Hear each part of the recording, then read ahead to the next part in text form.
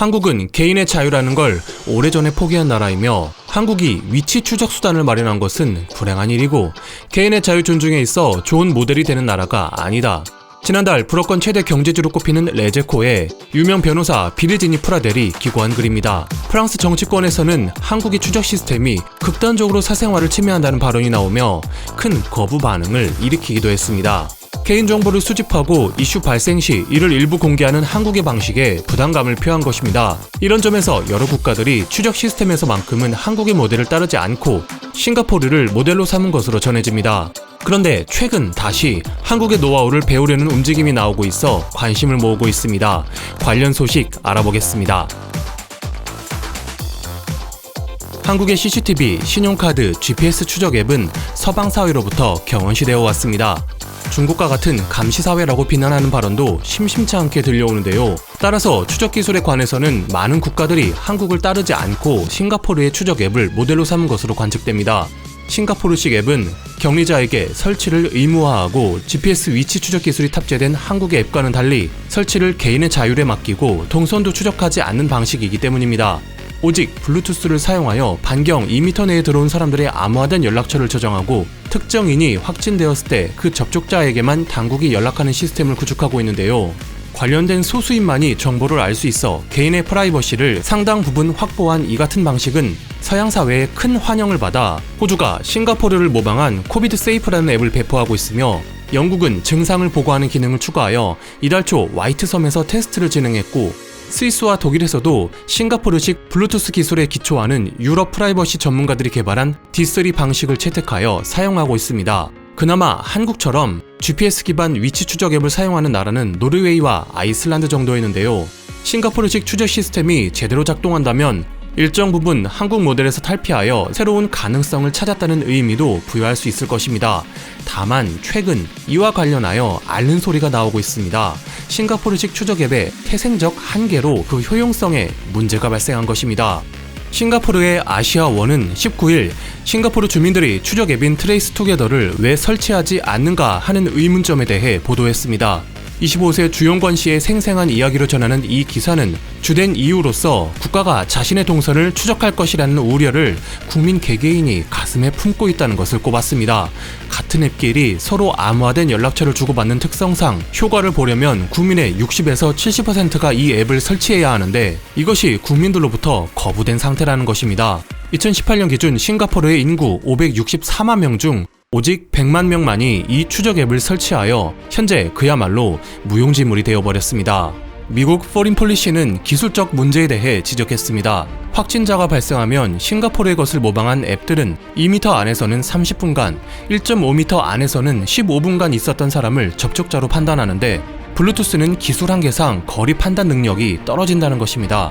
기사는 앱이 환상적인 정밀도를 보여준다며 이는 정부 당국을 혼란스럽게만 할 것이라고 다소 조롱 섞인 표현도 하는데요. 항상 블루투스를 켜놓는 사람도 드물고 아이폰 그리고 오래된 핸드폰과는 연동이 어렵다는 점 또한 문제점으로 부상하며 이제는 추적 앱 그 자체의 필요성에 대해 의문까지 제기되고 있습니다. 결국 싱가포르 리센룽 총리는 총리 담화에서 한국식 동선 추적 앱의 도입을 발표했습니다. 싱가포르의 방식이 재확산을 막아내지 못하자 한국의 모델을 따르는 방향으로 선회하면서 사실상 싱가포르식 추적 앱의 실패를 인정한 것입니다. 큰 파장이 예상되는데요. 19일 영국 정부 정례 기자회견에서 한국 모델을 따르지 않는 등의 실수에 대한 비판이 쏟아지던 중 영국 정부 최고 과학보좌관 안젤라 맥클레인 교수가 한국의 교훈을 배우고 싶다며 한국식 추적 모델을 도입할 것이라 밝히면서 노선을 변경한 첫 번째 서방 국가가 되었습니다. 두 가지가 영향을 미친 것으로 판단되는데요. 첫 번째는 영국 공중보건기구가 왜 한국식 모델을 따르지 않았는지 현재 그 증거 제출을 종용받고 있는 상황이라는 것입니다.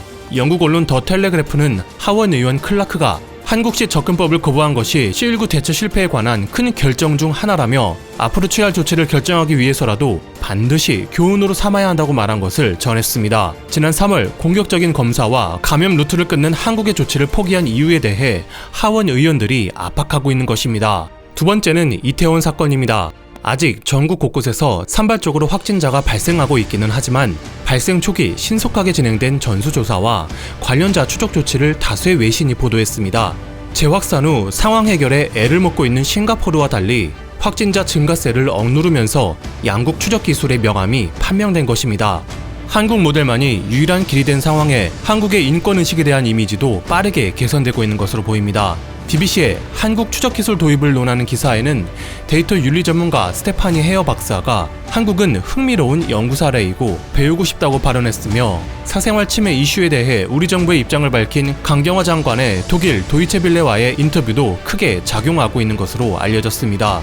한국의 추적기술에 대해 설명하는 외신의 영상에는 많은 해외 네티즌들이 한국 정부는 데이터에 대해 정직해, 그들은 다른 나라처럼 확진자 수에 대해 거짓말을 하지 않지, 정부는 또한 시민들을 위해 감염 정보 사이트를 세부적으로 공유하고 있어, 내가 지금 한국에 있었으면 좋았을걸, 훨씬 더 안전하다고 느낄 것 같아, 한국은 이 치명적인 전염병에 대한 진정한 모델 중 하나야, 이미 전염병이 창궐했다면 한국의 모델을 복사해, 미국 시민으로서 우리는 한국 친구들로부터 많은 것을 배울 수 있었어. 한국 국민들은 정부의 가장 꼼꼼하고 까다로운 보스를 할 수 있지. 사실 사람들이 정부를 감시하지 반대로 감시당하지 않아. 그래서 대부분의 사람들은 정부가 그들의 개인정보를 악용하지 않을 것이라고 확신하고 있어.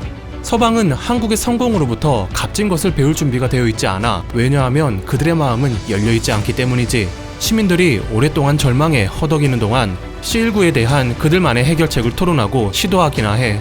공식적으로 한국이 영국보다 더 똑똑하다. 지금 영국은 제3세계 국가다. 한국인들은 영리하고 그들이 무엇을 하고 있는지 알고 있기 때문이지. 그들은 메르스 사태를 맞았을 뿐만 아니라 중국과 이웃이라는 점에 이미 준비가 되어 있지. 한국인은 중국 자료를 신뢰하지 않고 2월 첫 사례가 나온 지 불과 며칠 만에 대규모 실험에 나섰어.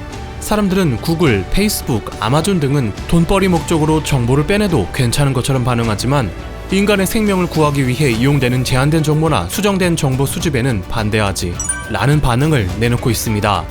이 사태에 대한 해법을 한국이 내놓은 상황에 국제사회의 발언력도 커질 전망입니다. 20일 한국이 1949년 WHO 가입 이후 처음으로 집행이사국에 선출되었다는 소식이 전해졌습니다. 성공적인 방역과 타국의 협력으로 세계 공중보건에 가장 앞열에 서게 된 것입니다.